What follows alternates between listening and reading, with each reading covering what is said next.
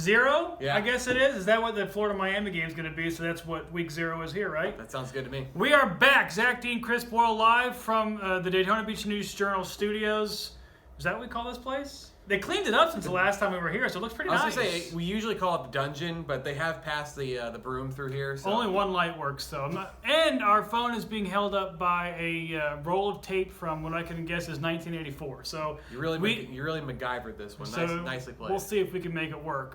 Football is back in Volusia and Flagler County. Preseason kickoff classics are here. It feels like we just turned the calendar to August, and here we are, 2 weeks into it.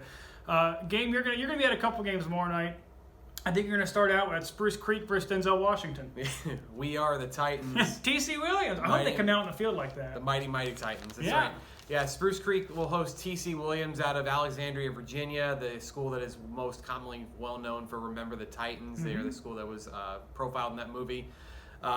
We're all looking at Marvin Scott, though, as far as Spruce Creek. He's not hard concerned. to miss. Yeah, he's the 5'9", 195-pounder, has offers from most of the elite programs in college football, 6,000 rushing yards over the last 4 seasons.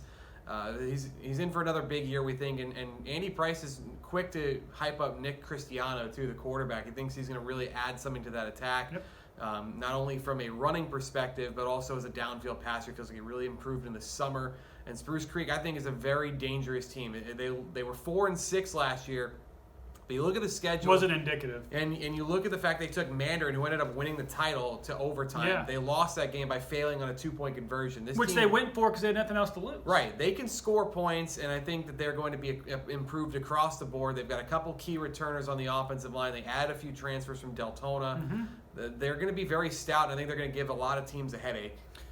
Keeping Marvin Scott healthy. He was banged up for a large portion of September last year will be key. Nick Cristiano looked pretty good in the spring game as well. I think you're going to see very little. I would imagine you see very little of Scott tomorrow night, but I think you're going to see maybe the first 3 games or so. They'll get him warmed into it, and they really want him for districts. They know that their path to the playoffs goes through a very tough district this year with Seminole, DeLand, Flagler, Palm Coast.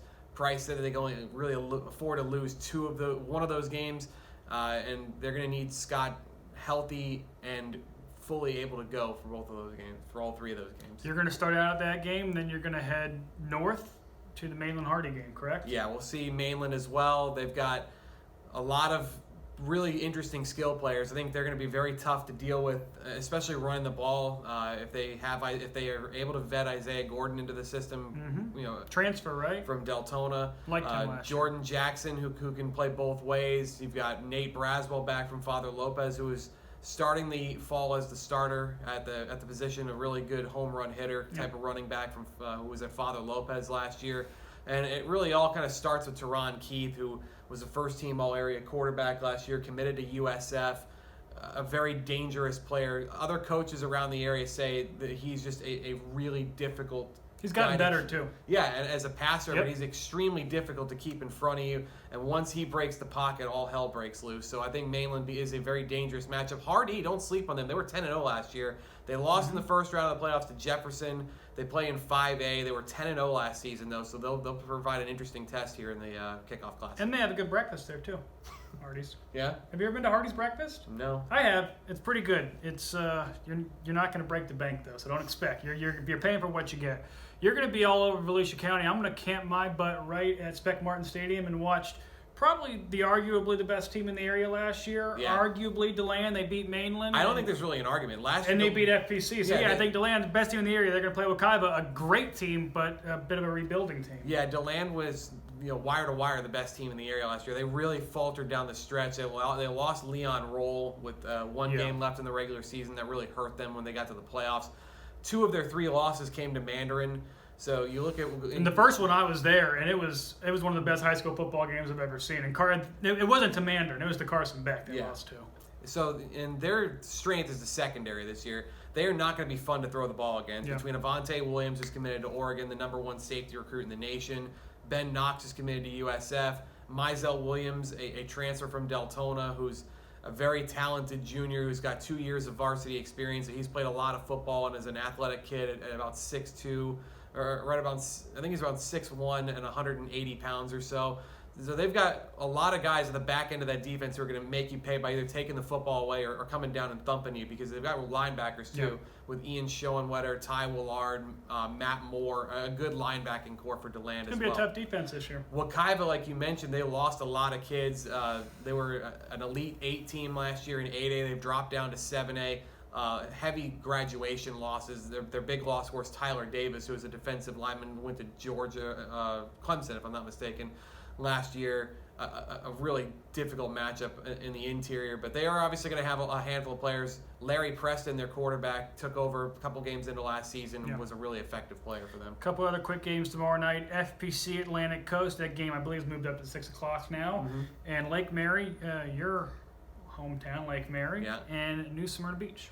So Atlantic Coast is going to be a fun test for their secondary. There's some guys, some new faces in the FPC secondary. They're going to be able to throw the ball. There's some new faces on that FPC defense altogether. Yeah, they've got a new transfer quarterback from University Christian, and they also have a 6'3" junior wide receiver. It's really going to be tough. FPC offensively, they should be a lot of fun to watch. Mm-hmm. You know, they struggled at times last year with consistency, but they've got both their quarterbacks back, both their leading rushers, 4 offensive linemen. Yep. They've got skill at wide receiver that they're excited about, and their linebacking core too is another area that they really feel as though there's going to be a strength. They've got Malachi Grant, who's an all-area first-team player. Yep. Corey Van Dyke, who came over from Matanzas. Should be a really good group. New Smyrna, replacing Enosh Carter is going to be tough. You know, they're going to do it by committee. They've got the running game. They're going to have about 3 or 4 guys they like, with Antonio Moscati kind of leading the way as a downhill option.